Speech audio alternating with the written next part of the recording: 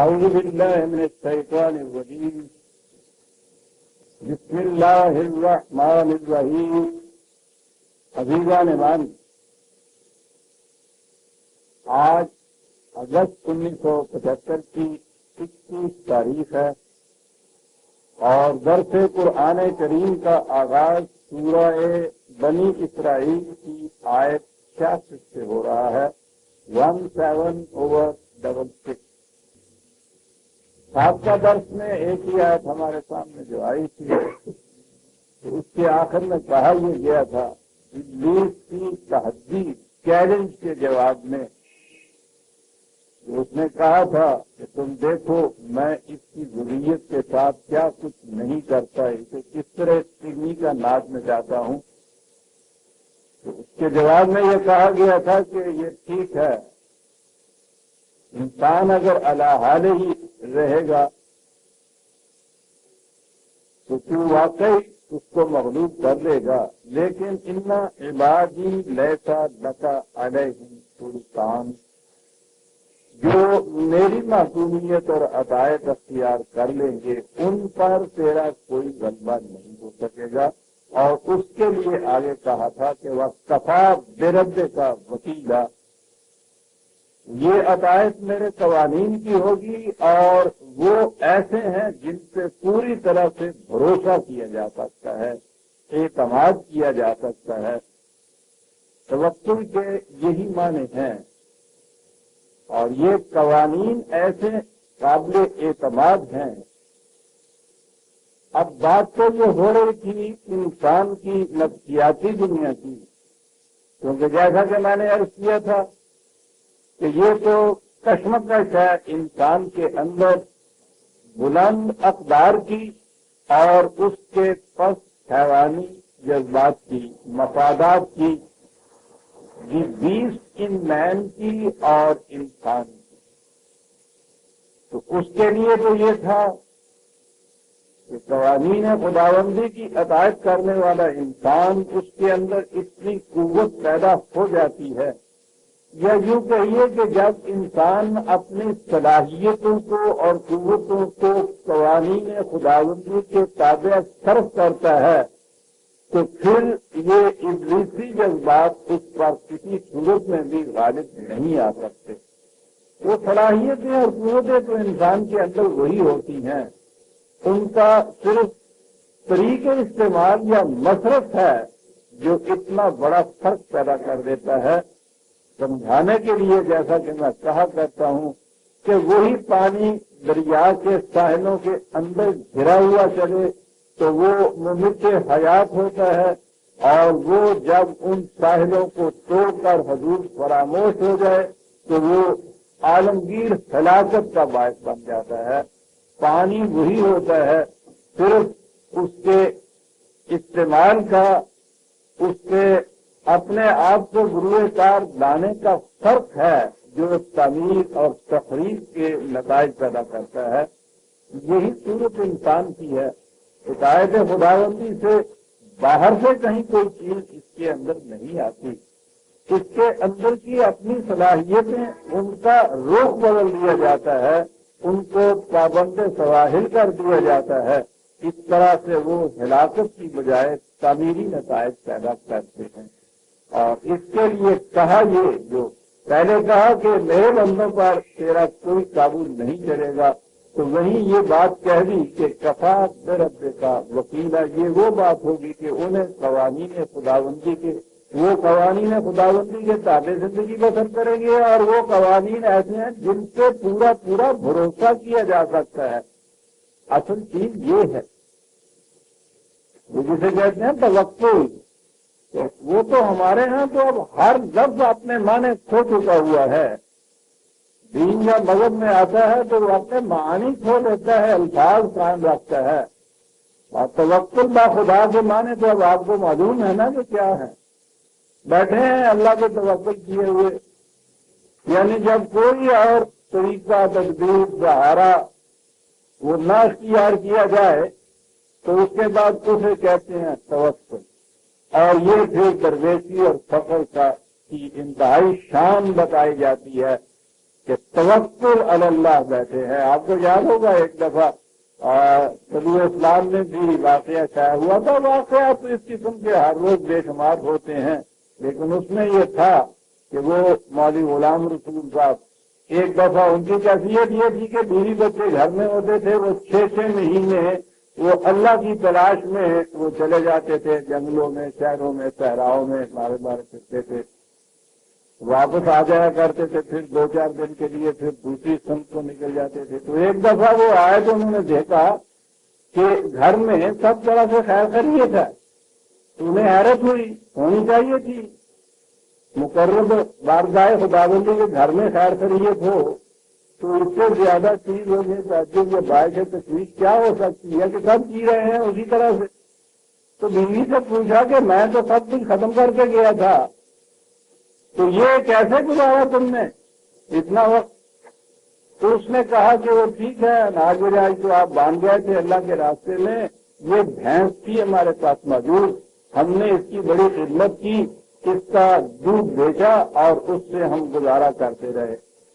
کہنے لگے ہاں اب معلوم ہوا کہ اتنی محنتوں، مشقتوں، ریاستوں کے باوجود میں خدا کو کیوں نہیں پا سکا. ابھی خدا پر توکل پورا نہیں ہوا تھا. گھر میں بھینس تھی تو انہوں نے وہ بھینس لی اور اس کو ذبح کیا اور اس کے بعد پھر نکل گئے اللہ کی تلاش میں کہ اب توکل علی اللہ جو ہے وہ کامل ہو جائے گا. اور اب دیکھیے اللہ کہاں جاتا ہے. توکل کے یہ معنی آپ کے یہاں ہو جائے. تم اسے بیگانہ رکھو عالم کردار سے. کوئی نیز کی وہ مشورہ وزیر جو ہے پروگرام جو بنا کے دیتا ہے اپنے وہ فتوروں کو، جنوب کو، کہ یہ ہے اس امت محمدیہ کے تباہ کرنے کا راز کہ جاگ نہ اٹھے، تم اسے بیگانہ رکھو عالم کردار سے. صاحب بساتے زندگی میں اس کے ہر شعبے ہوں مات، ان میں یہ ایک حربہ توکل علی اللہ کا بھی ہے. کوئی ذریعہ کوئی نہ رہے. اور جسے یہ حضرات کہتے ہیں نا توکل علی اللہ، اور سب سے اچھا کھاتے پیتے ہیں، وہ صرف یہی ہوتا ہے کہ وہ دوسرے کماتے ہیں اس پہ یہ عیش اڑاتے ہیں، اس کا نام توکل علی اللہ رکھا ہوا ہوتا ہے. ذرا یہ جو خدام مرید ہے نا، ان کا آنا جانا وہاں بند کر دیجیے اور پھر پوچھیے حضرت صاحب سے کہ وہ توکل علی اللہ جو ہے وہ چھپر پھاڑ کے کیسے دیتا ہے. خدا نے یہ خود کہا ہے کہ یہ لوگ جو کہتے ہیں کہ خدا نے رزق دینا ہوتا ہے تو خود دیتا. کفار کی یہ قرآن کریم کفار کا قول نقل کرتا ہے کہ ان پاگل کے بچوں سے کہو کہ وہ جھپر پا کے خود نہیں آ کے دیا کرتا. عالم انسانیت عالم اسباب میں اسباب اور وسائل کے ذریعے سے کیا کرتا ہے. اور یہ ہر قسم کا وسیلہ اور سبب جو فوج جو ہے اس کو کاٹنے توڑنے کا نام توکل علی اللہ رکھا ہے. اس کے معنی یہ ہیں توکل علی اللہ کے بھروسے کے معنی. خدا کے قوانین پہ اتنا کامل بھروسہ لم کسام رہا کہ وہ ٹوٹا نہیں کرتے، دغا نہیں دیا کرتے. اب یہاں بات جیسا میں نے عرض کیا نفسیات کی ہو رہی تھی، دعویٰ یہ تھا کہ خدا کا قانون بھروسے کے قابل ہے. کیسے سمجھایا جائے؟ انداز اس کا وہی ہے. اپنے ہر تدریجی دعوے کو ایکسٹریکٹ جب وہ کوئی دعویٰ کرتا ہے محسوس اور مری نہیں ہوتا، اس کو سمجھاتا ہے ہمیشہ محسوس طریقے پر. عجیب انداز ہے اس کا. ربکم الذی یجزی لکم الفلک فی البحر لتبتغوا من فضلہ انہ کان بکم رحیما. کہا دیکھتے نہیں؟ آج کی مثال میں سمجھاؤں گا کہ سوئی اتنی باریک تھی، تم پانی میں ڈالو تو اسی وقت ڈوب جاتی ہے. اتنا بڑا لوہے کا جہاز کہ جس کا خالی بھی ہزاروں ٹن وزن ہوتا ہے، لوہا، نہ صرف یہ کہ وہ پانی کے اوپر تیر رہا ہوتا ہے، اس میں لاتے چلے جاتے ہو سامان، لاتے چلے جاتے ہو سامان. اور اس کا قانون یہ ہے کہ اتنا پانی ڈسپلیس اگر یہ کر دے تو وہاں تک یہ تیرتا رہے گا. وہی پانی جو اس کے ڈوبنے کا ذریعہ تھا وہ اس کی زندگی کا سہارا بن جائے گا.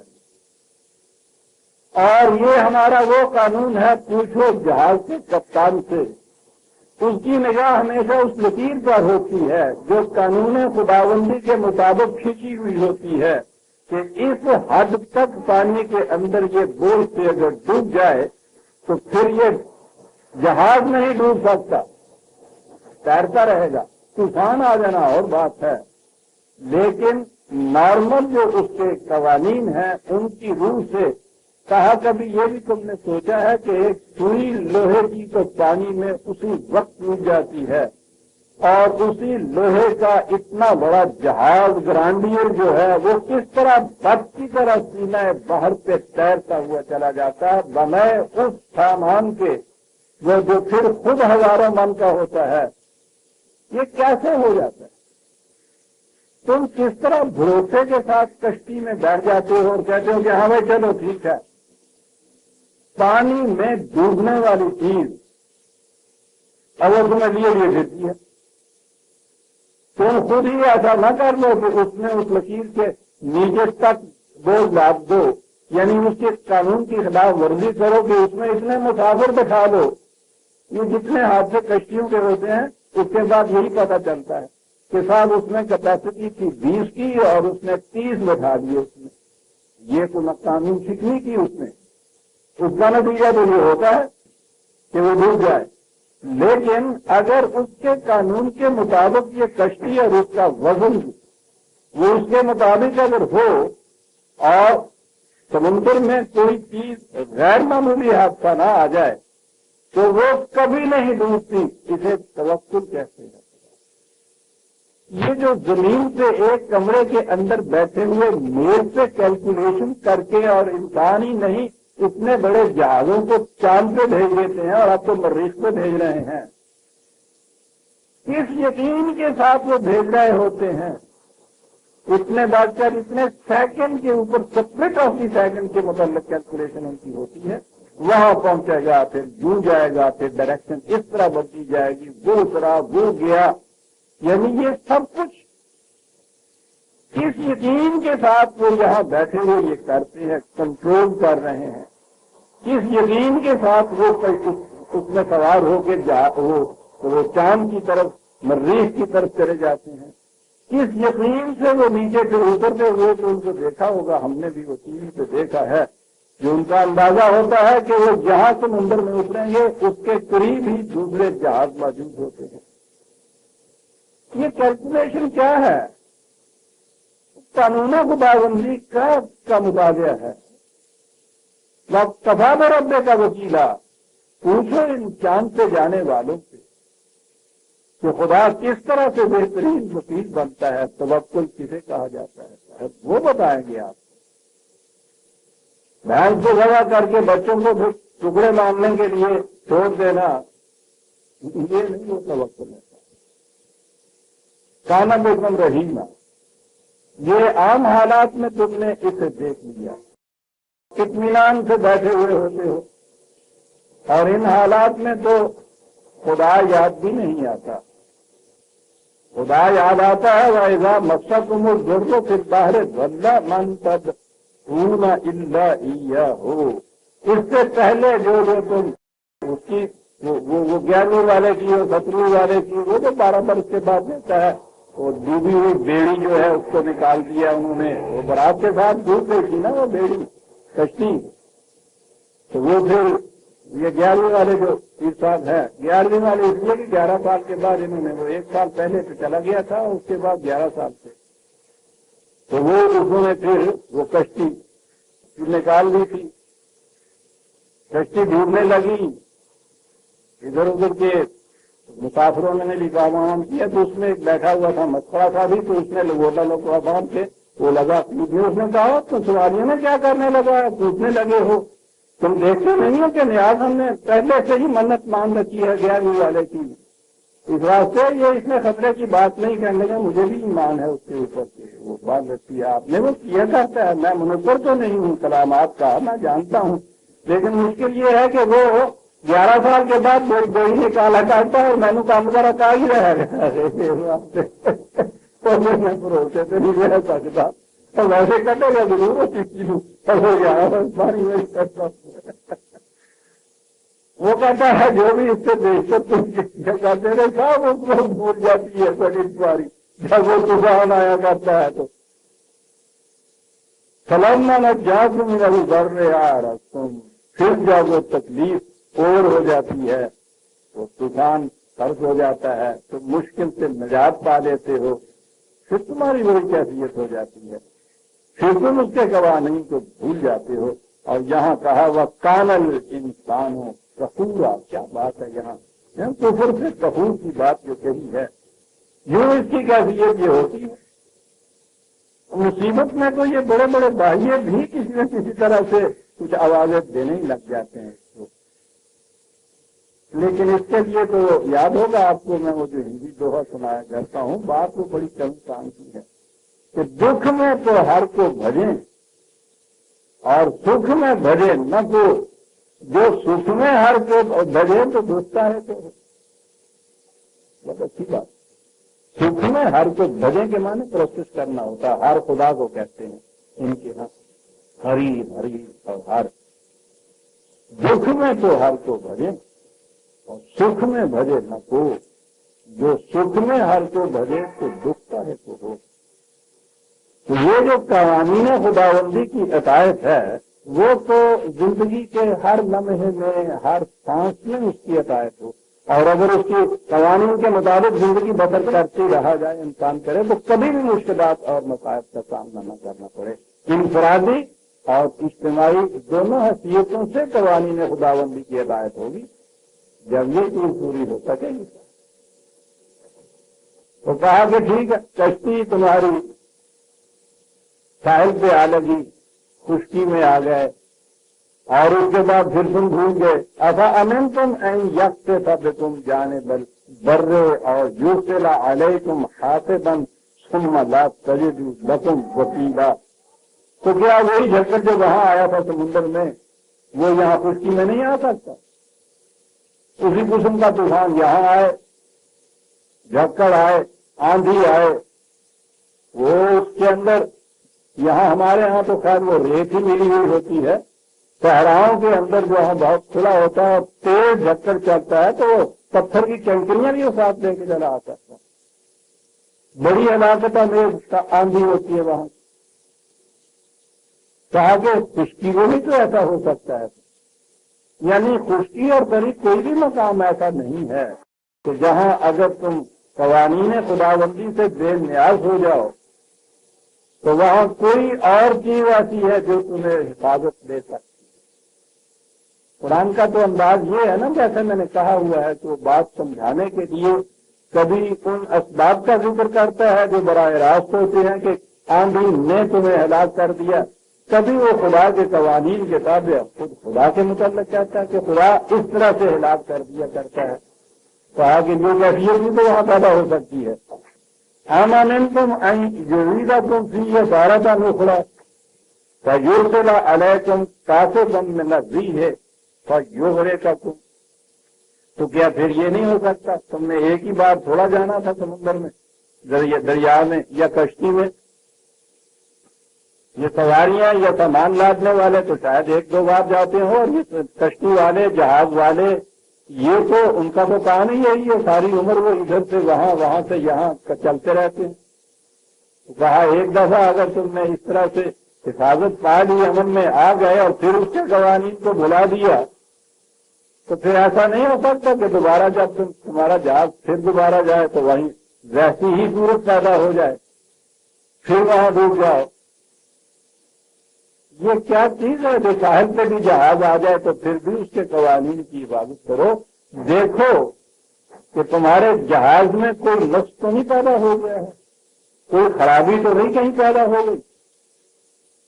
اسی لیے یہ جہازوں والے جب سمندر پہ آتے ہیں، بندرگاہ میں آتے ہیں تو اتنا ہی کام نہیں ہوتا کہ وہ وہاں سے سامان کو اتارتے ہیں دوسرا سامان لاتے ہیں، سامان والے تو یہ کر رہے ہوتے ہیں، لیکن ان کے ٹیکنیشین اس جہاز کے ایک ایک کل پرزے کو پھر سے ایگزامن کر رہے ہوتے ہیں، ٹیسٹ کر رہے ہوتے ہیں۔ اب تو وہ کہنے کی بات ہی رہ گئی ہے، ورنہ ریلویز میں بھی تو یہ انتظام ہوتا ہے ट्रेन एग्जामिनर का अमला मुस्तकिल होता है और उनका ये काम होता है कि हर गाड़ी चलने से पहले हर डिब्बे के मुतल्लिक वो इत्मीनान करे और उनको वो एक सर्टिफिकेट देना पड़ता है कि सब खैर है। लेकिन अब वो तो सर्टिफिकेट इसी किस्म के हो जाते हैं कि घर से खत आया है, कल हो गया चेलम उनका, पायनियर लिखता है बीमार का हाल अच्छा है। ये जितने अब वो ये ट्रेन एग्जामिनर और इस किस्म के लोग सर्टिफिकेट देते हैं ना, वो सब घर में बैठ के देते हैं, सब खैर है। और गाड़ी लाहौर से चल के शाहदरा के स्टेशन के ऊपर उतरी हुई होती है पटरी।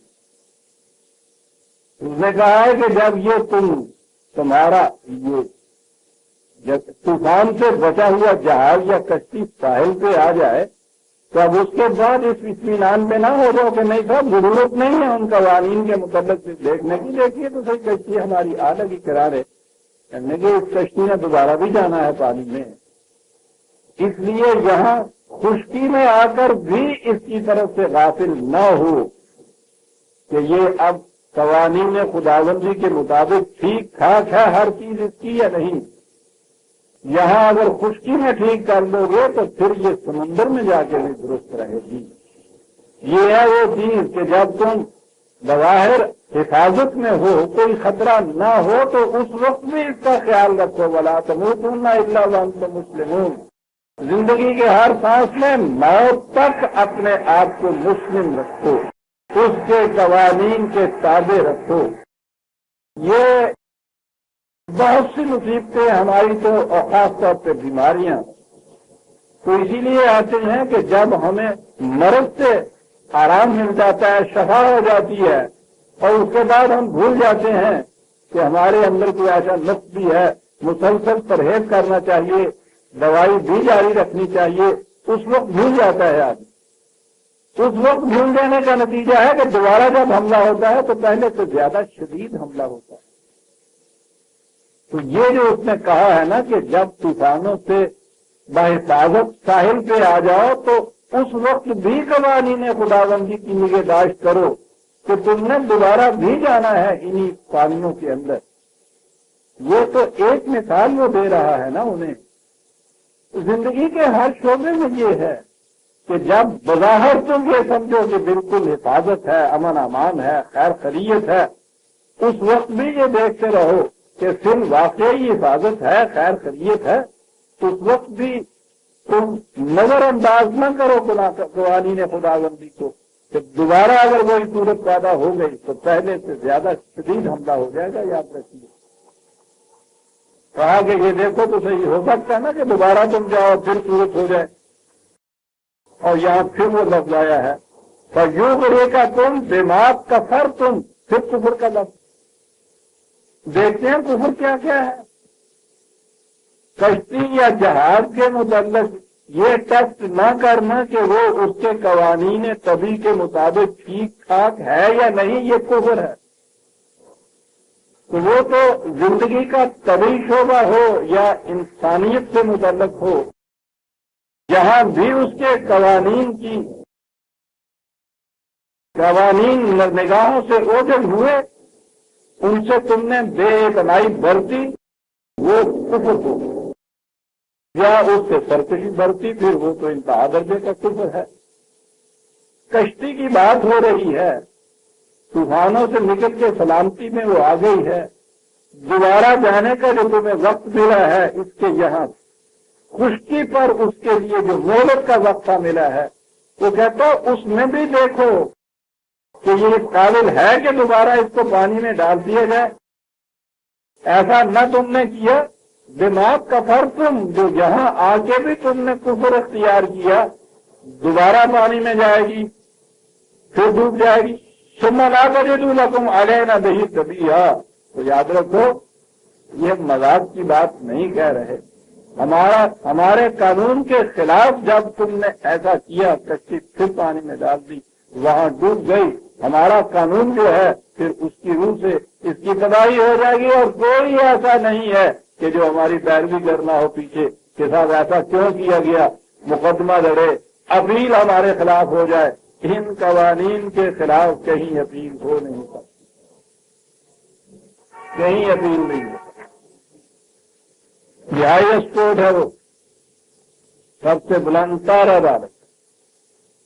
सारी चीज को देखिए। और उसी सिलसिले में ये कहा कश्तियों की मिसालें, उसकी परी की मिसालें, उसके कवानीन से इनकार की मिसालें, कहा कि ये चीजें जो हमने बयान की हैं ये कोई खास किस्म के इंसान नहीं जिनके मुतल्लिक ये बातें हम की जा रही हैं। वलाकद कर्रमना बनी आदम, जितने भी बनी आदम हैं, इंसान हैं, जिन्हें हम आदम की औलाद अपने मुहावरे की रूह से कहा करते हैं, हर इंसानी बच्चा उसे हमने वाजिब तकरीम पैदा किया। ये बात कोई पैदाइश के साथ नहीं है कि उन्हें ईसाइयत के अकीदे के मुताबिक पैदा ही मुजरिम किया गया हो, पैदा ही गुनाहगार किया गया हो। सवाल ही नहीं है। जुर्म या गुनाह या सिन जिसे कहा जाता है, वो तो इंसान खुद जब खुदा के कानून की खिलाफ वर्जी करता है तो उसे कहते हैं। वरना बनी आदम पैदाइश के एतबार से तो हर बच्चा खुदा के नजदीक भी वाजिब तकरीम होता है। कर्रमना बनी आदम, यही वो चीज है जो मैं बार बार दोहराया करता हूं कि जिसे बुनियादी हुकूक इंसानियत आप कहते हैं, उसमें तो कुरान ने सरे फहरिस्त इस हक को रखा है, कर्रमना बनी आदम। सिर्फ आदमी की आदमी होने की जेब से तकरीम और एहतराम, असल तहजीम एहतराम आदमी, आदमियत एहतराम आदमी, इंसान होना उसका जो है वो उसे तमाम इंसानों के बराबर ताज़ीम और तकरीम दे देता है। ये बुनियादी चीज है कि किसी इंसान में इंसान होने की जेब से कोई फर्क न किया जाए, यकसा वाजिब तकरीम समझा जाए, पैदाइशी निस्बत से ये कुछ ना हो। बस उसके बाद वकुल्लुन दरजातुन मिम्मा अमलू, अब हर एक के आमाल के मुताबिक उनके मदारिज मुकर्रर होंगे। बुनियादी तकरीम और इज्जत जो है वो हर इंसान की यकसा होगी। उसके खिलाफ या उसके मुताबिक जो चीजें बाद में दी जाएंगी वो उसकी सीरत और किरदार और अमाल के नतीजे में होंगी। खाली स्लेट वाला इंसान जो है वो यकसा वाजिब तकरीम है, हर इंसानी बच्चा। और इसीलिए मैंने लिखा भी है जो कॉन्स्टिट्यूशन का खाका है कि ममलकत इस्लामिया का बुनियादी दस्तूर है, उसमें कोई चीज जो बगैर किसी के जुर्म खता से किसी इंसान के लिए वजह तजलील हो जाए वो कभी इस्लामी ममलकत नहीं हो सकती। किसी इंसान को जलील किया जाएगा उससे किसी तरह से, और ये जलील करने की तो मुख्तलिफ नौइयतें होती हैं वीजा में, वो इस बुनियादी हक के इंसानियत के खिलाफ चला जाएगा। वलाकद कर्रमना बनी आदम, और इसमें तो मोमिन और काफिर की भी कोई तमीज नहीं है। मुजरिम तो और बात हो जाएगी, और मैं आगे चल के आऊंगा जब जज़ा और सजा पे, वहां तो अजीब चीजें आएंगी। ये चीज कुरान में ही आपको मिलेगी कि मुजरिम का जुर्म काबिल नफरत होता है, वो इंसान काबिल नफरत नहीं होता। ये जो उससे फेल फरमत हुआ है वो काबिल नफरत है, उसे जब वो छोड़ देता है वो फिर उसकी इज्जत बरकरार हो जाती है। ये फर्क करना, इंसान की हैसियत जो उसकी है वो वही रहती है, उससे ये एक जुर्म सरजद हो गया है। जुर्म की सजा दीजिए, ठीक है, दी गई सजा, बाकी इंसान रह गया, झुल गया वो धब्बा, इंसान रह गया। ये सूरत नहीं है कि वो इंसान काबिल नफरत हो गया क्योंकि वह बनी आदम हो गया। ये जितनी चीजें हैं ये तो इजाफी हैं उसके साथ। आदम आदमी रहा था, उस लफ्ज़ के बावजूद जब उसने ये कह दिया है कि रब्बना ज़लमना अनफुसना, तो उसके बाद जो कुछ भी था उस जुर्म के मुतल्लिक़ कह दिया कि ठीक है, साफ हो गया, वो आदम फिर आदम था। وہ ذلت کا موجب نہیں بن گیا ہے، وہ بنی آدم رہا ہے، وَلَقَدْ كَرَّمْنَا بنی آدم. اور پھر یہ طبی زندگی کے اندر حَمَلْنَاهُمْ فِي الْبَرِّ وَالْبَحْرِ وَرَزَقْنَاهُمْ مِنَ الطَّيِّبَاتِ. انسان کی بات ہو رہی ہے، صرف مومنین کی نہیں ہو رہی ہے. کس طرح خشکی اور تریوں میں جتنے بھی یہ فطرت کی قوتیں ہیں وہ اس کے تابع تسخیر کی ہوئی ہے، کس قدر ان کو خوشگوار سامان حیات دیا جا رہا ہے. وَفَضَّلْنَاهُمْ عَلَىٰ كَثِيرٍ مِّمَّنْ خَلَقْنَا تَفْضِيلًا. یہاں ایک بات آئی ہے، اور انسان کو ہم نے فضیلت دی ہے اپنی، یہ بات بڑی غور طلب، اپنی جو کچھ ہم نے پیدا کیا ہے، کریشن جو ہے خدا کی، اس میں سے اکثر پر اسے فضیلت دی ہے. آپ کو معلوم ہے ہمارے ہاں انسان کو اشرف المخلوقات کہتے ہیں، اور یہ ایسے کہہ دیتے ہیں جیسے ایک مسلمان ہے خدا کی طرف. کبھی کسی نے اس کو چیلنج ہی نہیں کیا اس بات کو. اشرف المخلوقات یعنی مخلوق خدا بندی میں سب سے زیادہ شرف اور فضیلت کا مالک. یہ ٹھیک ہے کرمنا بنی آدم قرآن نے کہا ہے، لیکن کہا وہاں ہے، ساتھ ہی کہا ہے وَفَضَّلْنَاهُمْ عَلَىٰ كَثِيرٍ مِّمَّنْ خَلَقْنَا تَفْضِيلًا. ہماری جو مخلوق ہے اس میں سے کثیر ایسی ہے جس کے اوپر اس کو فضیلت دی ہے، سب پہ نہیں کہا اس نے. خدا کی مخلوق کا تو ہم احاطہ ہی نہیں کر سکتے. یہ تو ہو سکتا ہے اور ہے یا غالباً کہ قرۂ ارض پہ جو مخلوق ہے اس میں تو اس کو افضلیت حاصل ہے ان پہ، تو مخلوق خدا بندی قرۂ ارض تک ہی تو محدود رہی ہے. قرآن تو یہ بتاتا ہے کہ یہ جو اجرام فلکی ہیں، قرے جو تیرتے ہوئے نظر آتے ہیں تمہیں، ان میں بھی دابہ موجود ہیں. وہ کس قسم کے ہیں خدا نے نہیں بتایا، اس لیے کہ وہاں انسان یا حیوان یا مواشی نہیں کہا ہے، متنفس کہا ہے، سانس لینے والے چلنے والے یہ کہا ہے. معلوم نہیں کس نوعیت کے، اور پھر کس قرے کے اندر کہاں کہاں وہ چیز ہوگی. خدا کی یونیورس کا تو احاطہ ہی نہیں کیا جا سکتا، تصور میں بھی نہیں آ سکی آج تک. یہ بڑے بڑے بھی ہمارے ہاں جو سائنٹسٹ ہیں تصور نہیں کر سکتے.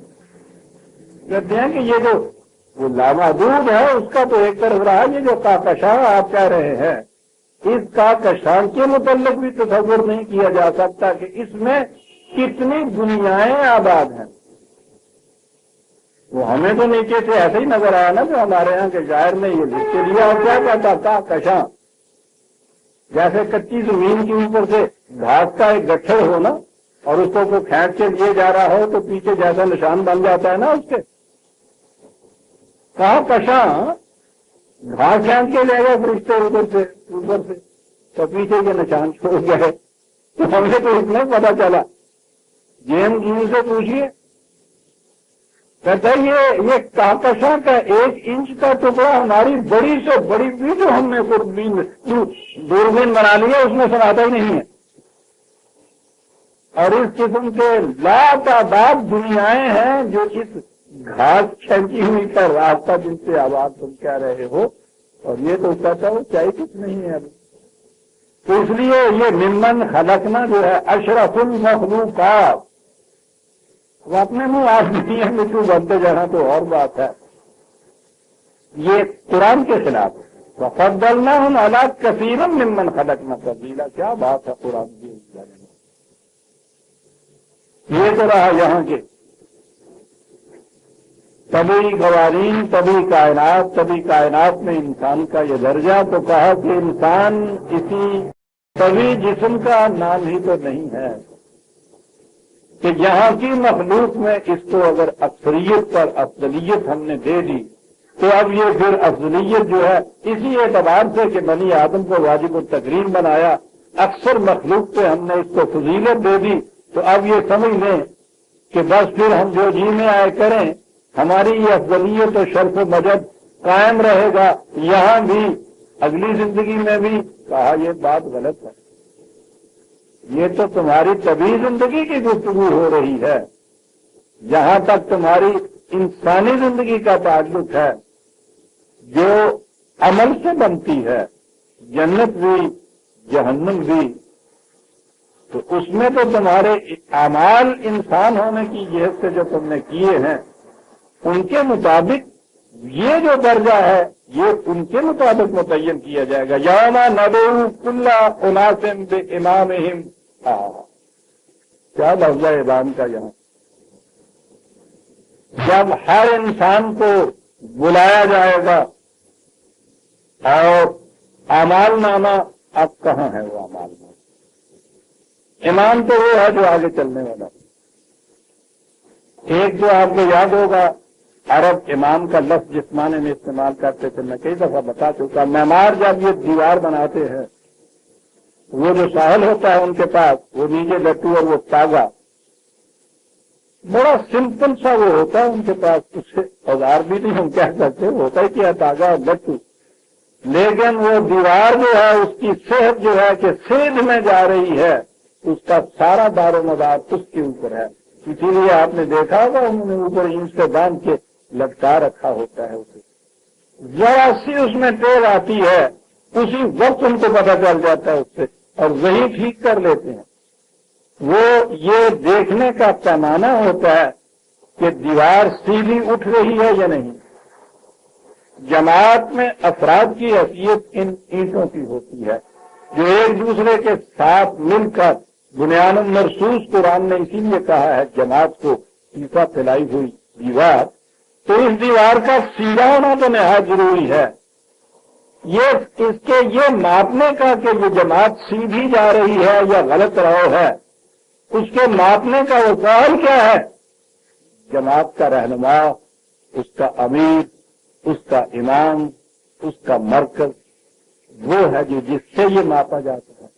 تو آپ دیکھیے گا کہ اس کو سیدھا ہونا کتنا ضروری ہے۔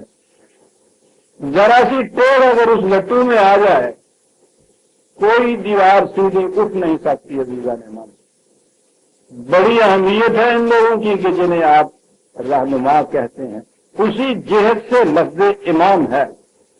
اب تو ہمارے ہاں بس وہ مسجد میں وہ نماز پڑھانے والا صرف ہوتا ہے نا، میاں جی، امام تو بڑی چیز، پھر ایک تو وہ معیار ہوتا ہے اس قسم کا، پھر اسے آگے چلنا ہوتا ہے کہ وہ راستہ متعین کرتا ہے پیچھے سے آنے والوں کو۔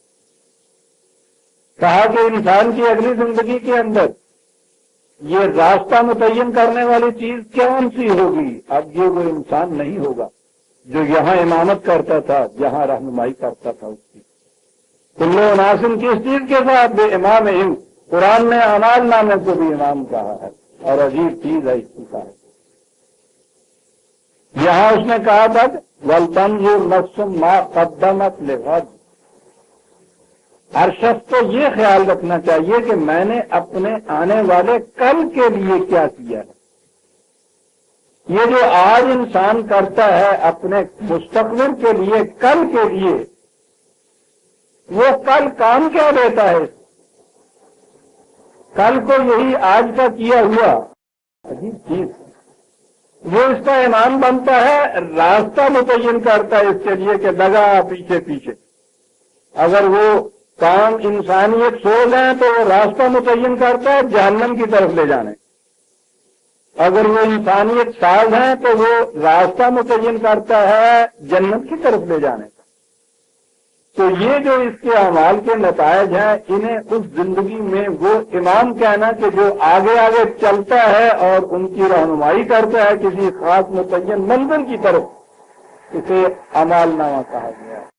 کس انداز سے بات کرتا چلا جائے،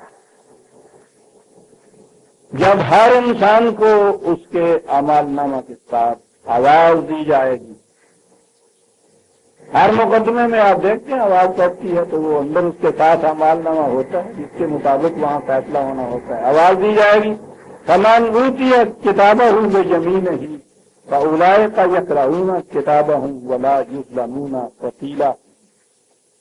مثال سمجھانے کے لیے قرآن کریم نے دائیں ہاتھ اور بائیں ہاتھ کہا ہے۔ یہ نہیں ہے کہ سچ مچ دائیں ہاتھ میں کچھ کاغذ دے دیے جائیں گے۔ دائیں ہاتھ جو ہے اس کو کہتے یمین اس لیے یمن سے ہے عام طور پہ دنیا کی ہر زبان میں وہ دایاں ہاتھ جو ہے اس کو یمن و سعادت کا کہتے ہیں کہ زیادہ کام اسی سے انسان کرتا ہے. ویسے یہ فرق کچھ نہیں ہے. طبی طور پر ہمارے ہاں کرفیو بھی تو ہوتے ہیں، اور اگر ایسا نہ ہو بچپن سے بچے کو اگر عادت ڈال دی جائے دونوں ہاتھوں سے کام کرنے کی تو دونوں ہاتھوں سے یکساں بھی کام کیے جاتے ہیں. لیکن زبان کے اعتبار سے قرآن تو عربوں کی زبان میں نازل ہوا ہے نا. ان کے ہاں بھی دایاں ہاتھ جو تھا یہ یمین کہلاتا ہے. یہ تھا کہ یمن جو ہے برکت یا سعادت کو کہتے ہیں. تو برکت اور سعادت والا ہاتھ یعنی وہ بابرکت اور باسعادت انسان ہوگا جس کا اعمال نامہ اس کے اطاعت میں یوں کہہ دیجیے سعادت بخش سعادت مند یہ لوگ یوں دیا جائے گا. یہ وہ ہیں ولا یظلمون فتیلا. وہاں کسی کو کسی قسم کا زیادتی نہیں کی جائے گی. ذرہ برابر زیادتی کسی سے کمی نہیں ہوگی. کسی کے عمل کے اندر زیادتی نہیں کسی کے خلاف ہوگی. خوش بخت ہوں گے وہ کہ جو یمن و سعادت کے مالک ہوں گے. یوں کہہ دیجیے. سوال یہ پیدا ہوا کہ بات تو یہ وہاں کی ہو رہی ہے. واپس بات تو یہ وہاں کی ہو رہی ہے. سوال پیدا ہوا کہ کوئی طریقہ ایسا بھی ہے جو یہاں معلوم ہو جائے کہ یہ یمن و سعادت والے کون ہوں گے. وہاں کامیاب کون ہوں گے یہی معلوم ہو جائے. پہلے ہی معلوم ہو جائے. دنیا میں معلوم ہو جائے تو بڑی بات ہے نا. ورنہ یہاں تو یہی کہا گیا ہے کہ یہ تو بونے کی چیز ہے. یہاں اس کھیتی میں پھل کس قسم کا آئے گا وہاں جا کے پتا کرے. ہو سکتا ہے نا کہ جیسے تم یہاں وہ انگور کی بیلیں کہو اسے تک کو نہیں لگے ہوئے ہوں. یہاں بھی معلوم ہو سکتا ہے. جی ہاں یہاں معلوم ہو سکتا ہے. معیار مقرر کیا ہوا تھا صاحب نے. بھوکا ننگا مفلس مخلوق جسے دنیا اپنے پاس نہ آنے دے وہ اندر دیا جل رہا ہوتا ہے. بالکل نہیں. قرآن ہے عزیزان من 20/124. کیا مانے ہیں یہاں آما ہونا یہاں اندھا ہونا. دیکھیے کیسے وضاحت کرتا چلا جائے. ومن اعرض عن ذکری فإن له معیشۃ ضنکا. جو ہمارے قوانین سے اعراض برتتا ہے اس کی معیشت تنگ کر دیتے ہیں ہم. روٹی تنگ کر دیتے ہیں یہاں کی معیشت ضنکا. اکانومی کا ترجمہ ہی معیشت یہاں کیا جاتا ہے. من اعرض عن ذکری فإن له معیشۃ ضنکا. ہمارے قوانین سے اعراض برتنے کا نتیجہ یہ ہے کہ یہاں وہ قوم روٹی کے لیے بھی محتاج ہو جاتی ہے. وَنَحْشُرُهُ يَوْمَ الْقِيَامَةِ أَعْمَىٰ. اور اسے پھر قیامت کے دن بھی اندھا ہی اٹھایا جاتا ہے. اب آ گیا نا اندھے کے معنی پہ کہ جسے کہا تھا من کانا کی حاضر ہی آما اس کے معنی کیا ہو گئے. معیشت تنگ کا. جس کی معیشت تنگ ہوتی ہے وہ ہے یہاں کا آما. اور جو یہاں کا آما ہے وہ وہاں کا بھی آما. جسے ربنا آتنا پھر دنیا حسنۃ کی قبولیت دعا حاصل نہیں ہے وہ پھر آخرت حسنہ کیسا مل جائے گا. زندگی تو جو روانس تو رواں کا ہر دور. کبھی ایسا ہوتا ہے کہ یہاں آپ کے روزپور والے روڈ کے پل کے اوپر تو پانی نہر میں کچھ بھی نہ ہو اور ذرا آپ نیاز بیگ میں جائے تو وہ لگاتار بھری ہوئی ٹیپ بھی چلی جا رہی ہے. اسے تو وہاں سے اپنے منبع سے لے کے بہانے تک وہ جو ہے پانی رواں جانا چاہیے. اس کے اندر یہ ہے قرآن کا بتایا ہوا معیار. اب قرآن نے دوسرے مقامات پہ خود ہی فرق کر دیا ہے 3 قسم کی قوموں. ایک تو وہ قومیں ہیں کہ جنہوں نے صرف فطرت کے قوانین کو مسخر کیا تبھی زندگی کی ساری آسائشیں خوشگواریاں حاصل کر لی. مادی ترقیاں جسے ہم کہتے ہیں. اس میں قرآن نے کہا ہے کہ مومن اور کافر میں کوئی تمیز نہیں. یہ طبی قوانین ہے. جو بھی طبی قوانین کے تابع محنت کرے گی کام اس کو اس کے حل مل جائیں گے. کلن نمد ہؤلاء وہؤلاء.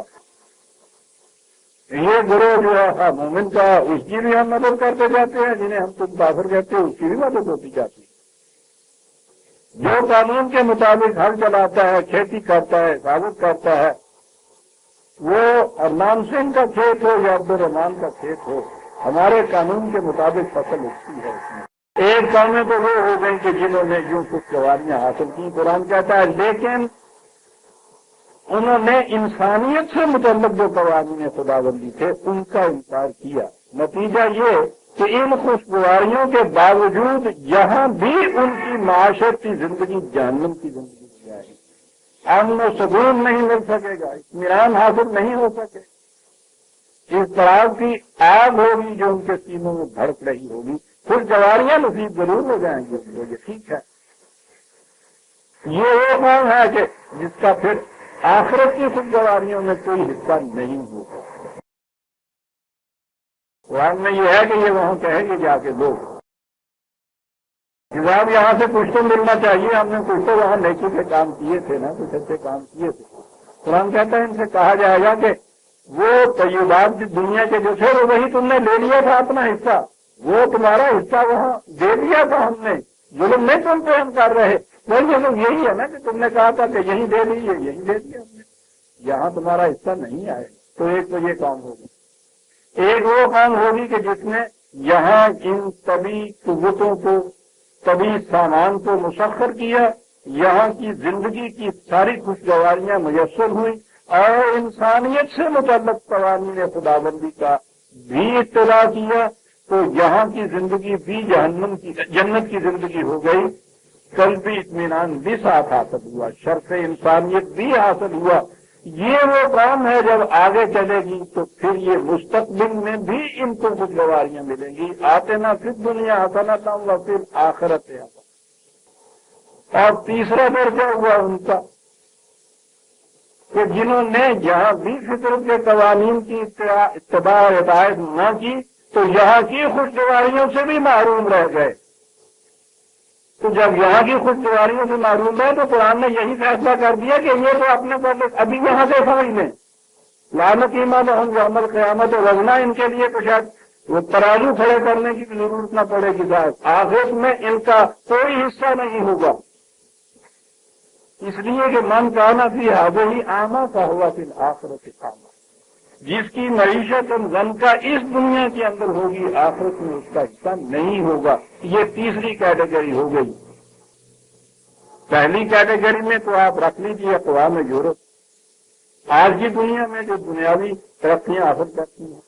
دوسری کیٹیگری جن کی یہ زندگی بھی شادمان ترقیوں کی، خوشگواریوں کی، آخرت بھی، وہ مومن کی زندگی، جماعت مومنین جو صدر اول کی تاریخ میں ہمیں نظر آتا ہے، اور یہ کہ جو یہاں کے بھی ذلیل و خوار اور لہذا وہاں بھی ذلیل و خوار، اب ان کا نام سوائے تھے کہ اب اس دنیا میں مسلمان رکھ لیے گئے، اور کیا کہا جاتا ہے؟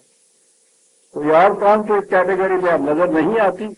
کل تک یہ یہودیوں کے متعلق کہا جاتا تھا، دی وانڈرنگ جیو، بہت ذلیل و خوار تھے، قرآن نے بھی کہا تھا، لیکن انہوں نے بھی جب اس کے قوانین طبی کی کوئی ہدایت کی، قرآن نے کہا ہے کہ نہیں ان کو مل سکتا ہے حبل اللہ یا حبل الناس سے، انسانوں کے سہارے بھی اگر کبھی انہوں نے ڈھونڈ لیے نا بڑی بڑی طاقتوں کے، تو پھر بھی ان کو کچھ مل جائے گا، یہاں تمہیں بھی کچھ مل گیا ہوا ہے عزیزان من۔ اور وہ جنہیں آج بھی آپ اپنے ہاں غیر الموجود الضالین کی تفسیر میں محراب و منبر سے آج بھی یہ کہتے ہیں کہ مغضوب علیہ سے مراد یہودی ہیں، اور کیفیت یہ ہے کہ وہ آپ کے قلب اسلام کے اندر اتنا سا ٹکڑا آپ لوگوں سے چھینا ہوا، وہاں کے مسلمان آبادی کو دفتار کے باہر پھینکا ہوا یہ فلسطینی مہاجر، اتنے عرصے سے جو غریب باہر انہی کے ساتھ اسی سرزمین کے اوپر جھونپڑیوں کے اندر رہتے ہیں، ان کے اندر انہوں نے اپنے آپ کو اسٹیبلش کیا ہے۔ زیادہ نہیں تو 60-70 کروڑ جو مسلمان بتائے جاتے ہیں دنیا کے، اور جگہ پھیلے ہوئے چھوڑیے 15-20-25 کروڑ تو انہی ممالک کے اندر وہ سارے مسلمان ہیں۔ یہ 30 سال سے یہ سارے 60-70 کروڑ چلا لا کے مر گیا یعنی جناب کہ ان مغضوب علیہ یہودیوں کو وہاں سے نکال نہیں سکے، ذرا سی جنبش ہی دے سکے تو اور لوکن ہوتے چلے جاتے ہیں۔ کرتے یہ کیا ہے؟ حج کی تقریب میں جاتے ہیں، بڑے فخر سے کہتے ہیں کہ صاحب ان سال بفضل ہی تعالی 14 لاکھ کے قریب وہ حج۔ بہت اچھا جی، پھر کیا کیا؟ جبل رحمت میں جاؤ پہنچے اور حج قبول ہوا، 14 لاکھ نے دعائیں مانگی وہاں سے، یا اللہ ان اسرائیلیوں کی حکومت کو تباہ کر دے۔ 30 سال سے 10، 12، 14 لاکھ تو وہاں، اور ان کے اتباع میں ہر مسجد کے اندر دعا۔ اور اب تو 3-4 سال سے یہ مسجد اقصی جب سے انہوں نے جلائی ہے، ابھی پچھلے ہفتے یہ اقصی ڈے منایا ہے، ڈے منایا ہے۔ کیا کچھ ہو رہا ہے؟ کس خبر خود فریب ہو جاتی ہے وہ قوم۔ مسجد اقصی کو جلایا انہوں نے، اس جلانے کے بعد بھی ان کے لیے تدبیر اتنی ہی باقی ہے کہ اس کا ڈے منا لیا کرے۔ وہ یہودی بھی کچھ عرصہ یہ کیا کرتے تھے۔ کیا کیا کرتے تھے؟ سال میں ایک ڈے منایا کرتے تھے۔ آپ نے ایک لفظ سنا ہوگا ویلوا، بیت المقدس کا اینٹ سے اینٹ بجا دی تھی، نام و نشان مٹ گیا تھا، یوں ہی کوئی ایک دیوار کی چند اینٹیں کھڑی رہ گئی۔ انہوں نے وہ بھی پورے کچل میں دبی ہوئی تھی۔ یہودیوں نے مسلمانوں کا جس زمانے میں قبضہ کر تک تو مسلمانوں کے تابع تھے نا، عیسائی تو انہیں وہاں آنے نہیں دیتے، انہوں نے تو تباہ کیا تھا عیسائیوں نے۔ مسلمانوں کی مملکت میں انہوں نے درخواست کی کہ یہ جو ذرا سی دیوار بچی ہوئی ہے اسے صاف کر دیجئے، ہمیں اجازت دیجئے کہ ہم سال میں ایک دفعہ اسے آ کے دیکھ جائیں۔ انہوں نے کہا ٹھیک ہے آ جاتے۔ تو سال کے بعد وہ وہاں جاتے تھے، اس کا نام دیوار گریا، ویلو وار نام اس دیوار کا۔ وہاں جاتے تھے، وہاں جا کے تو پھر دعائیں دیتے کہ رویا کرتے تھے تو پھر سے یروشلم بن جائے دیوار، تو پھر سے وہ مقدس ہیکل بن جائے، اور پھر اپنے وہ خدا کے نام کے اور پتہ نہیں کس کس کے نام کے وہ جیسا کچھ حد کے اندر ہم دعائیں مانگتے ہیں مانگتے چلے گئے۔ یہ روتے رہے، دعائیں مانگتے چلے گئے، دیوار اتنی کی اتنی رہی، وہ تو نہ ملی۔ جب انہوں نے وہ طریقہ اختیار کیا جو فطرت کے قوانین کے مطابق تھا، اس کا نتیجہ وہ موجود ہے آپ کے سامنے۔ اور آپ نے پھر وہی دیوار گریا کی طرح اپنے ہاں وہ رکھ دیے کہ ایک دن منا لیتے ہیں آپ اور پھر روتے ہیں سارے کے ساتھ۔ یہ دیکھیے کیا اللہ، پھر بڑی بڑی دعائیں ہوتی ہیں ذلیل پر ان کو جس نے تمہارے اللہ کے دین کو، دین محمد کو ذلیل کیا، اور من قدرہ دین محمد، اور اس کے بعد خود فریبی ہے عزیزہ نے ولا تکونوا کالذین نسوا اللہ، دیکھنا ان لوگوں کی طرح نہ ہو جانا کہ جنہوں نے خدا کو بھلا دیا۔ نتیجہ کیا ہوا؟ فانساہم انفسہم، وہ خود فریبی میں مبتلا ہو گئے۔ صحیح ترجمہ ہے سیلف ڈسٹرکشن۔ مذہب برس قومیں جتنی شدید مذہب میں ہوتی چلی جاتی ہیں اتنی زیادہ خود فریب ہوتی چلی جاتی ہیں۔ وہ اعمال کو محسوس نتائج سے نہیں مانتی، ان کو فریب میں رکھا جاتا ہے، ہو رہا ہے مرتب اعمال نامے میں لکھا جا رہا ہے، ہوتے چلے جاؤ یہاں ذلیل، یہاں کا جتنا ذلیل ہوگا وہاں اتنا ہی زیادہ مقرر۔ من کان فی ہذہ اعمی فہو فی الآخرۃ، خدا کا بتایا ہوا معیار ہے عزیزان من، میرا آپ کا یہ کہا ہوا نہیں ہے۔ فمن کان فی ہذہ اعمی فہو فی الآخرۃ اعمی واضل سبیلا، وہاں اس سے بھی زیادہ بدتر حال ہے، اس لیے کہ وہاں کی تو خوشگواریاں بھی یہاں کے مقابلے میں بہت ہی زیادہ خوشگوار ہیں، اور وہاں کی تباہیاں بھی یہاں کے مقابلے میں بہت زیادہ تباہ ہیں۔ اس لیے اضل سبیلا یہاں سے بھی زیادہ گیا گزرا ہوگا، یہاں کا بھی ذلیل ہوگا۔ طریقہ اس کا یہ کیا ہے؟ وہی ہے خالق خداوندی قوانین کے اوپر اعتماد و کفا برب کا وکیل، یہ یقین محکم اس بات کا سب کچھ حاصل قوانین خداوندی سے ہوتا ہے اور وہ بڑے ہی قابل اعتماد ہے۔ اب جب کسی قانون کے اتنے زیادہ قابل اعتماد ہونے پر ایمان آپ کا ہو جائے تو اس قانون کے متعلق کسی سے مصالحت، مفاہمت، کمپرومائز، لچک سوال ہی پیدا نہیں ہوتا۔ آپ نے اس میں ذرا سی مفاہمت کی، سارا نقشہ بگڑ جاتا ہے۔ اب ہماری تو یہ بات سمجھ میں نہیں آ سکتی۔ پوچھئے یہ امریکہ کی اس لیبارٹری والوں سے جو وہاں بھیجتے ہیں چاند پہ لوگوں کو، کہ اگر وہ اپنے اس قاعدوں میں جو خدا کے قانون کے مطابق ہیں کہیں بھی کسی اور قاعدے کے ساتھ کمپرومائز کر لے، ذرا سی مفاہمت کرنے کی اچھا کوئی بات نہیں، یہاں تک تو وہ بات ہے اس قاعدے کے مطابق چل رہی ہے۔ اچھا بھائی ناراض جو ہوتے ہو بتاؤ کیا کہتے ہو کہ جی میں کہتا ہوں یہاں 3 نہیں 3.5 یہاں ہونا چاہیے تھا، ناراض ہو گئے تو بھائی 3 ہے تو نہیں کہا میں جاتا ہوں، اور بھائی وہاں تو مستری آئی تھی آواز دیں گے ٹھیک ہے، تو ٹھیک ہے بھائی وہ جو تم کیلکولیشن کر رہے ہو میاں صاحب ناراض ہو رہے ہیں جا رہے ہیں، اتنی سی بات میں فرق کی کیا پڑے گا، 3 نہیں 3.5 صحیح ہے، کہو وہاں 3.5 لکھے کرے کمپرومائز کے ساتھ، پھر پوچھو کہ وہ چاند پہ جانے والے کہاں پہنچتے ہیں۔ قانون تو جب تک ان کمپرومائزیبل نہیں ہوگا قانون نہیں کہلائے گا۔ ذرا سا بھی کمپرومائز آپ نے اس میں مفاہمت کی، قانون ہو گیا۔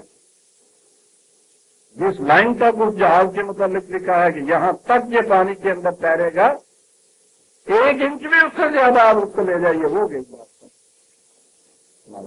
اسے کہتے ہیں تو ذرا سا کمپرومائز نہیں ہوتا۔ دین نام ہی اس چیز کا ہے، ان کمپرومائزنگ اصول جو ہے خدا بات کہیے سورج سے کہ بڑی دیر میں سوئے ہو، خدا کا نام مان لیجیے، آج پوری نیند نہیں ہوئی، ذرا 5 منٹ ٹھہر، ذرا 10 منٹ ٹھہر کے نمودار ہو، سنتا ہی نہیں ہے۔ اور اگر وہ 4 بجے اٹھ کے بیٹھ جائیں تو آپ کی خاطر سے وہ آ جائے گا کہ اچھا آپ جاگ اٹھے بھی میں بھی آ جاتا ہوں، اندھیرا ہو رہا ہے، ان کمپرومائز یہ ہوتا ہے قانون خدا کا۔ وَإِن كَادُوا لَيَفْتِنُونَكَ عَنِ الَّذِي أَوْحَيْنَا إِلَيْكَ لِتَفْتَرِيَ عَلَيْنَا غَيْرَهُ وَإِذًا لَّاتَّخَذُوكَ خَلِيلًا۔ ان کی کوشش یہ ہے کہ کچھ تھوڑی سی مفاہمت ان کے ساتھ تو کر، ذرا کچھ کمپرومائز کر لو ان کے ساتھ اور پھر وہ تمہارے دوست بن جائیں گے۔ یہ کوشش وہ جانتے کہ یہ جو جن اصولوں پہ یہ چل رہا ہے تم نے اگر ذرا سی بھی لچک کسی طرح پیدا کرا دی جائے اس سے تو پھر یہ جڑ گیا۔ یہ تھی کوشش، پہلے ٹکراؤ کی کوشش تھی، اس میں ناکامی ہوئی تو پھر کمپرومائز کی کوشش شروع ہوتی ہے، مفاہمت کی صورت شروع ہوتی ہے۔ قرآن کریم میں مختلف مقامات پہ یہ چیز کہی گئی ہے۔ یہ وہ چیز ہے جسے اب آج کی اصطلاح میں جو مکیاولی سیاست جسے کہتے ہیں، حکمت عملی کہنا، سیاسی ضروریات کا تقاضا، ٹھیک ہے، ڈپلومیسی لکھنی ہے، حکمت عملی سیاست میں تو مکیاولی سیاست یہ حکمت عملی تھی، اور جب یہ چیز دین میں آ جائے تو آپ کو معلوم ہے، مجھے یہ بار بار کہنا پڑتا ہے کہ پاکستان کے اندر یہ دین کے راستے سے ہٹ کر فریب دہی جو ہے اس نے اسے تباہ کر دیا۔ خالص سیکولر بھی یہاں ایک چیز ہوتی تو اور بات تھی، دین کے نام سے یہ چیزیں جو ہیں یہ ہیں جو تباہ کر رہی ہیں۔ مثال مجھے پھر وہی دینا پڑتی ہے، آپ کو معلوم ہے کہ 56 میں 56 میں جماعت اسلامی کے اکابرین کی ایک جماعت، وہ نیچے کے صرف طالب علم نہیں تھے، وہ ان کے یہاں کے اکابرین امین اعظم اسلامی، مولانا امین اعظم اسلامی ان میں تھے جو امیر جماعت اسلامی رہ چکے ہوئے تھے۔ وہ جب الگ ہوئے ہیں تو ان کی اسٹیٹمنٹ چھپ گئی، رسالے چھپے، کتابیں چھپی کہ ان کے ساتھ کیا جھگڑا ہوتا ہے۔ ان میں یہ بات آئی، انہوں نے اکیوز یہ کیا تھا عبودی صاحب کہ آپ نے جب یہ جماعت بنائی ہے تو اس زمانے میں ہمیں کچھ اصول آپ نے دیے تھے اور کہا تھا کہ یہ دین کے اصول ہیں جو اٹل ہیں، ان کے مطابق چلنا ہے، اور ہم اس لیے ساتھ ہوئے تھے۔ یہاں آنے کے بعد ہم دیکھ رہے ہیں کہ جب آپ اقتدار کے پیچھے جا رہے ہیں، ان پیچھے حاصل کرنے کی کوشش کر رہے ہیں، تو آپ ان اصولوں کو چھوڑ رہے ہیں، تو اس لیے ہم نہیں یہ ساتھ دیتے۔ ان کا جواب موجود ہے اس کے اندر، وہ جواب یہ ہے، آج تک اس جواب پہ یہ پھر چلے آ رہے ہیں کہ صاحب یہ اصول اپنی جگہ پہ ٹھیک ہیں، لیکن حکمت عملی بھی تو ایک چیز ہوتی ہے۔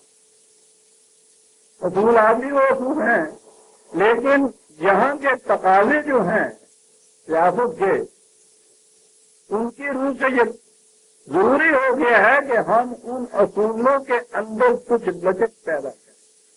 یہ حکمت عملی کیا ہے؟ یہاں تک ہی ہوتا تو ان کی سیاست ہوتی، بدبختی ہماری یہ قسم کی یہ کہ یہ لوگ جو کچھ یہ اپنی حکمت عملی کے طور پر اپنے مفاد و تقاضوں کے لیے کرتے ہیں، جھٹ سے یہ منسوخ کر دیتے ہیں اس ذات اقدس و اعظم کی طرف کہ جن کے متعلق قرآن یہ کہہ رہا ہے کہ انہوں نے سب کچھ قسم کی تکلیفیں برداشت کی، سب کچھ کیا، اپنے اصولوں میں ذرا بھی لچک نہیں پیدا ہونے دی۔ یہ کہتے یہ ہے کہ تم دیکھتے نہیں ہو، معاذ اللہ نقل کفر کا باعث کہ رسول اللہ صلی اللہ علیہ وسلم اپنی مکی زندگی کے اندر مساوات انسانیہ کا اصول پیش کرتے چلے آئے۔ مدنی زندگی میں جب مملکت آئی تو آپ نے یہ کہہ دیا کہ یہ مملکت جو ہے ائمۃ من قریش، یہ میرے خاندان کے اندر رہے گی، قریشیوں کے اندر رہے گی۔ کہا گیا مساوات محمدی کا اصول جسے حضور پیغمبر مکے میں پریچ کرتے چلے آ رہے تھے، یہ جواب دیا گیا ہے دے لو پھانسی اس پرویز کو کہ یہ منکر ہے۔ اپنی اس روش کو جائز ثابت کرنے کے لیے بازی بری سے بابت ہوگا تو سوچو تو صحیح، کس مقام پہ کس کے نظام پہ ہاتھ ڈال رہے ہیں؟ اس کا مقام جبریل سے پوچھا، کہہ رہے ہو کہ اس میں بھی اصولوں کو چھوڑ کے حکمت عملی اختیار کر۔ قرآن کہتا ہے کہ یہ انہوں نے یہ تہیا کیا تھا، یہ سازشیں کر دی تھی کہ کسی طرح سے تو اپنے اصولوں کے اندر ذرا سی لچک پیدا کر لو، تھوڑی سی مفاہمت و کمپرومائز ان کے سامنے کر لو تو جب میں تقریبا کا خلیجہ تو تمہارے یہ دوست بن جائیں گے۔ قرآن بار بار کہتا چلا آ رہا ہے، ابھی غالباً سنتے گئے، یہ دو چار آیتیں تو یہ بڑی اہم چیزیں ہیں۔ یہ اصولوں میں بالکل لچک نہیں ہوتی، اور کسی قانون کے اندر تھوڑی سی لچک پیدا کر کے یہاں دیکھ لیجیے تماشا اس کا کیا بنتا ہے، پھر اس کے بعد کیا نتائج نکلتے ہیں اس کے۔ 10/15 پورا یونٹ کی آیت 15 وَإِذَا تُتْلَىٰ عَلَيْهِمْ آيَاتُنَا بَيِّنَاتٍ قَالَ الَّذِينَ لَا يَرْجُونَ لِقَاءَنَا ائْتِ بِقُرْآنٍ غَيْرِ هَٰذَا أَوْ بَدِّلْهُ۔ قرآن پیش تو کرتا ہے ان کے سامنے تو یہ لوگ کہتے ہیں کہ بھائی بات یہ ہے، آؤ بیٹھ کے بات کر لیں۔ پہلی چیز تو یہ ہے کہ یہ قرآن جو کانسٹیٹیوشن کے طور پہ تم دیتے ہو ہمیں ایکسیپٹیبل نہیں، اس کو چھوڑ دو اور آؤ مل جل کے ایک بنا لیں، یا اسی میں کچھ تبدیلیاں پیدا کر دو جیسی ہم چاہتے ہیں، کچھ کمپرومائز کی صورت پیدا ہونی چاہیے تھا۔ ان سے کہہ دو کہ سربراہ مملکت تو میں ہوں، تمہارے اور آج کے اندازے کے مطابق ساورینٹی حاصل ہے، میرے اوپر کسی کا اقتدار نہیں، تمہارے ذہن میں یہی ہوگا کہ میں جیسے جی چاہے کر سکوں۔ اور روز یہ کانسٹیٹیوشن میں تبدیلیاں یہ ہوتی چلی آ رہی ہیں، دیکھتے ہیں وہ اندرا گاندھی کیا کر رہی ہے، اور یہ ہے ہی ڈیموکریسی کا، جمہوریت کا یہ قاعدہ ہے۔ اکثریت آپ اپنے وہاں لے آئیے، جس آئین میں جی چاہے جب جی چاہے تبدیل کر دیجیے سب، وہ غیر آئینی ہوتا ہی نہیں۔ یہ ہے یہاں کا میڈیاوی نظام۔ وہ یہ کیوں ہے؟ اس لیے کہ وہ کانسٹیٹیوشن بھی اپنا ان کا بنایا ہوا ہے، وہ کہتے ہیں جو ہمارا بنایا ہوا ہے اس میں ہم مجاز ہیں، جب جی جائے اسی ترمیم کر دیں، بات بڑی تھی۔ یہ عین جمہوریت ہے،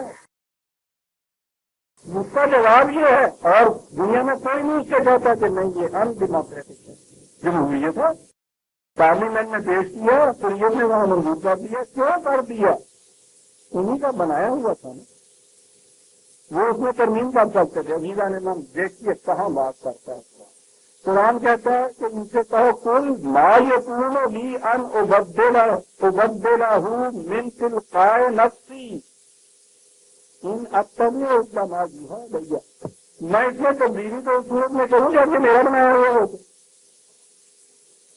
اور بابا یہ میرا بنایا ہوا ہی نہیں ہے. یہاں تو کانسٹیٹیوشن میکنگ اتھارٹی اور ہے، سورینٹی حاصل مجھے نہیں ہے. مجھے تو یہ دیا گیا ہے کہ اس کانسٹیٹیوشن کے مطابق کام کرو. میں خود اس کا اتباع کرتا ہوں. جب یہ میرا بنایا ہوا نہیں ہے تو میں اس میں تبدیلی کیسے کر سکتا ہوں؟ واہ واہ. کہا ہوگا انہوں نے کہ وہ غور کر دو کون دیکھتا ہے. انی اخاف ان عصیت ربی عذاب یوم عظیم. اگر میں اس میں ذرا سی مفاہمت اللہ سے کروں تو ڈرتا ہوں خدا کے اس عذاب سے جو بڑا سخت ہوتا ہے. سنتے ہیں جواب. فرق یہ ہے عزیزان ایمان، کہتے ہیں نظریہ پاکستان کیا ہے، اسلامی حکومت جس کو کہتے ہیں، کس طرح سے یہ فیصلہ سے منفرد ہے. ایک لفظ میں جواب ہے عزیزان ایمان، اسلامی حکومت کا کانسٹیٹیوشن انسانوں کا بنایا ہوا نہیں ہوتا. یہ انہیں خدا کی طرف سے بنایا ملتا. اس لیے یہ تو ایک پارٹی کی اکثریت ہے، ساری دنیا کی اکثریت بھی اس میں تبدیلی نہیں کر سکتی. کیوں نہیں کر سکتی؟ وہ کہ انسان کا بنایا ہوا نہیں. کیا جواب؟ تو بابا میں کرتا سے کرتا ہوں تو میرا بنایا ہوا نہیں. نو کمپرومائز. دوسری جگہ ہے 11/113 ولا ترکنوا الى الذين ظلموا فتمسككم النار ما لكم من دون الله من اولیاء ثم لا تنصرون. یہاں نبی اکرم صلی اللہ علیہ وسلم سے بات ہو رہی تھی، حضور سے ہی کہا گیا. یہاں یہ پوری کی پوری جماعت مومنین کی امت مسلمہ جو ہے، یہ مسلمان جو ہیں، یہ ان سب سے یہ کہا گیا کہ یاد رکھو ذرا سا بھی نہ جھک جانا ان کی طرف، کوئی کمپرومائز ان کے ساتھ نہ کرنا. اگر یہ کیا جھوٹے تو تم ذرا سے، لیکن اسی جہنم میں چلے جاؤ گے جس میں یہ سارے جائیں. اس لیے کہ اصول میں تبدیلی ذرا سی کیا اور پھر وہ سارے کی ساری کی کیا، اس نے تو سارے اصول کا برابر کر دینا ہے. میں نے کہا ہے نا، یہ بچے آپ کے جو 7ویں 6ٹھی جماعت کا بچہ حساب میں کا سوال نکال رہا ہوتا ہے تو آپ کسی جگہ ضرب تقسیم کے کسی ایک ہندسے کے اندر تھوڑی سی وہ غلطی کر جائیے یا پھر تو کمپرومائز کر جائیے اور پھر وہ دیکھیے آخر تک کہ سارا ہی سوال غلط ہو جاتا ہے نا. یعنی اس سوال میں یہ نہیں ہوتا کہ وہ جو ایک ڈیجٹ غلط ہوا ہے آپ کا اس نے نمبر کاٹ دیے ہیں، تو سارے سوال پہ ہی لکیر پھر جائے. دین میں تو کمپرومائز کی ہے. ہاں ایک اور ریفرنس لے لیجیے تو آپ سے یہ کام آئیں گے آپ کے ریفرنس کی. پتہ نہیں وہ تہذیب القرآن تو کب آئے کب اس میں یہ سب کچھ ملے گا. حالات تو المقدمین ودو تدہنوا فیدہنون. بڑی کوشش یہ کریں گے. یہاں لفظ مداہنت ہے، خود ہے یہ لفظ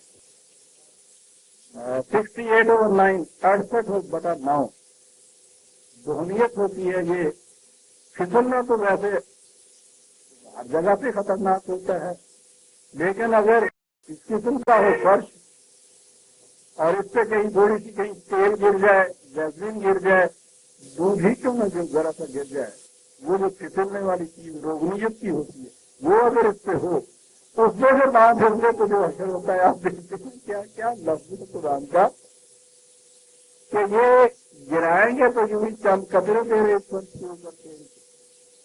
اگر تم نے یہ تسلیم کر لیا کہ ہاں صاحب اسی سے پاؤں رکھ کے چلوں گا میں، تو پھر جو پاؤں پھسلے گا اس کے بعد سوائے سے کہ جہنم میں جا کے تم ٹھکانا ہوگا، اس سے بڑے بچ نہیں سکو گے.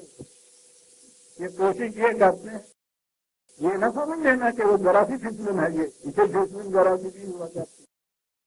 وہ تو ایک جگہ ایک مقام سے آپ پھسلے تو پھسلنے کے بعد پھر پتہ نہیں کہاں تک پھسلتا چلا جاتا ہے. کہتا ان کی کوشش یہ ہے کہ یہ کرے. قرآن کریم ہے عزیزان ایمان، اگلی یاد آئی جانے دیجیے. وَلَوْلَا أَن ثَبَّتْنَاكَ لَقَدْ كِدتَّ تَرْكَنُ عَلَيْهِمْ شَيْئًا قَلِيلًا۔ اگر خدا کے اس کتاب نے، اس قرآن نے تمہیں ثابت قدم نہ رکھا ہوتا اپنے مقام کے اوپر، ہو سکتا تھا کہ ان کی باتوں میں آ کے کچھ تھوڑے سے اصول میں تم کمپرومائز کر دو۔ قرآن ہے جو تمہیں سامنے، قرآن کا تو سامنے یہ ایمان ہے نا کہ اس کے ذرا سی زبر دین کے خلاف بھی میں نے سوچا، یہ سبات اس کی وجہ سے یہاں نبی اکرم صلی اللہ علیہ وسلم سے یہ کہا گیا کہ اس کی وجہ سے سبات حاصل ہوا، یہ بھی دو چار کرم سے دیکھ لیجیے۔ ایک اور حوالہ ہے 25/32 25/32 وقال الذين كفروا لولا نزل عليه القرآن جملة واحدة۔ اس لوگ کہتے ہیں کہ یہ قرآن بنا بنایا لکھا لکھایا ایک ہی دفعہ کیوں نہ یہ دے دیا گیا، کہا انہیں پتہ نہیں ہے۔ سوالے کا بے مصدق نہیں فؤادا صبر ایک اصول ایک حکم 23 سال کے عرصے میں آہستہ آہستہ اتارا ہم نے، تاکہ ایک اصول کے اوپر عمل کرنے سے تمہارے پاؤں جم جائیں تو پھر اگلا اصول قدم بقدم بتدریج بچوں کو جیسے چلنا سکھا، پہلے کے مسلم کو دوڑنا نہیں سکھا دیا، تھوڑی تدریج چاہتا ہے یہ اپنے پاؤں پہ کھڑے ہونے کے لیے یہ ہے عزیزان من نبی اکرم صلی اللہ علیہ وسلم کے، اور اس کے معنی یہ ہیں کہ جب بھی آپ غیر قانونی معاشرے سے قانونی معاشرے کی طرف چلیں گے بتدریج ہی آپ کو چلنا ہوگا، لیکن اس تدریج میں اصول کے سامنے رہے کہ جس اصول پہ آپ نے عمل کرنا ہے اس میں کمپرومائز کسی کے ساتھ نہیں ہو سکتا، بتدریج چلیے ٹھیک ہے۔ یہاں نبی اکرم صلی اللہ علیہ وسلم سے کہا، اور دوسرے مقام پہ 16/102 16/102 نزلہ روح القدس من ربک بالحق، اللہ کی طرف سے حق کے ساتھ یہ روح القدس نے تیری طرف نازل کیا، لیثبت الذین آمنوا، تاکہ یہ ان کو جو اس پر یقین رکھنے والی جو قوم ہے ان کے پاؤں میں لذت نہ آنے، ثبات حاصل ہو، تو قرآن ہی سے ثبات ہو سکتا ہے۔ یہ کیا بات ہے جو اس سے ہو سکتا ہے ثبات؟ یہی چیز یہ کہ یہ ہمارا وضع کردہ نہیں ہے، یہ قانون ہم نے نہیں بنایا، پہلے دن فیصلہ کر دو اس کو مانتے دو کہ ہمارا نہیں ہے، ہم اس میں کسی قسم کی تبدیلی کرنے کے مجاز نہیں ہوتا۔ اب بھی یہ کہتے ہیں کہ اپنے کانسٹیٹیوشن سینٹرل گورنمنٹ کا یہ کام ہے، پروونشل گورنمنٹ کا گورنر نہیں اس میں دخل دے سکتا۔ کیا ہوتا ہے کہ یہ ود ان مائی پاور نہیں ہے، یہ ان کا ہے، اور جب یہ پوری جماعت مومنین کو میں رسول کے لیے کہے کہ یہ ہمارا نہیں ہے یہ خدا کا ہے، تو وہ اس میں سے کوئی دوسری تبدیلی نہیں کرتا۔ یہ ہے جسے ثبات کہتے ہیں، یہی ہے جسے قرآن نے کلمۃ الطیب کہا ہے دوسری جگہ، سورہ ابراہیم 14/24 اور 27 الم تر کیف ضرب اللہ مثلا کلمۃ طیبۃ کشجرۃ طیبۃ اصلھا ثابت وفرعھا فی السماء، قرآن کی مثال ایک نظریہ حیات کلمہ طیبہ، خوشگوار نظریہ حیات جس میں پھل لانے کی صلاحیت موجود ہے، کیفیت اس درخت کی یہ ہے کہ جڑیں اس کی تعداد میں ہیں، شاخیں اس کی آسمان کو چھو رہی ہیں، ہماری مادی دنیا کے اندر اس کی جڑیں ہیں، لیکن وہ اپنا سانس جو لیتی ہے وہ عرش الہی سے لینے والا کرنا ہے۔ آگے اس کلمہ طیب کے متعلق کہتے ہوئے اور ہے یثبت اللہ الذین آمنوا بالقول الثابت، یہ ہے وہ قول ثابت محکم نظریہ حیات جس کی وجہ سے جماعت مومنین کو ثبات حاصل ہوگا، اس کی وجہ سے ہوگا۔ کہاں ثبات حاصل ہوگا؟ قیامت میں جا کے فی الحیات الدنیا، وہی یہی ہوگا وفی الآخرۃ، وہاں پہلے پھر حیات دنیا۔ قرآن کے ساتھ تمسک کا پہلا نتیجہ یہاں ثواب ہے، پھر حیات دنیا۔ ثواب تو بڑی چیز ہے جن کا ہم کو حاصل ہوگا۔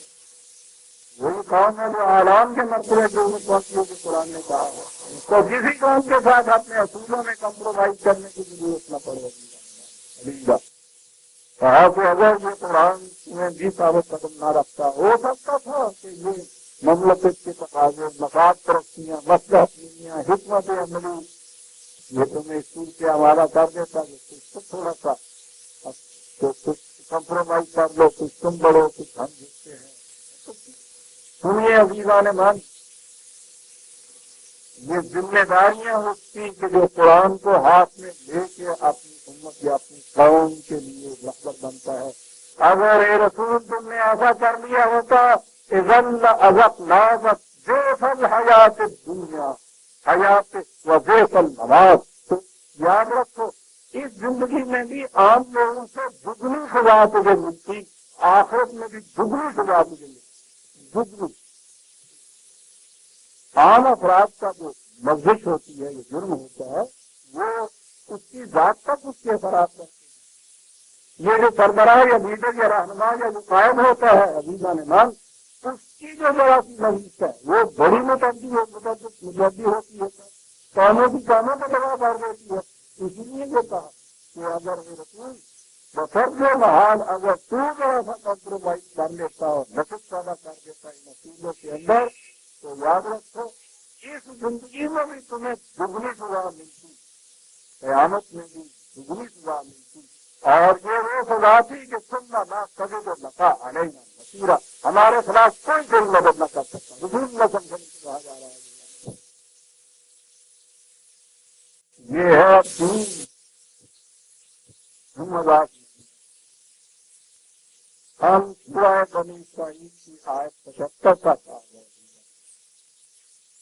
76ویں آیت سے ربنا تقبل منا انک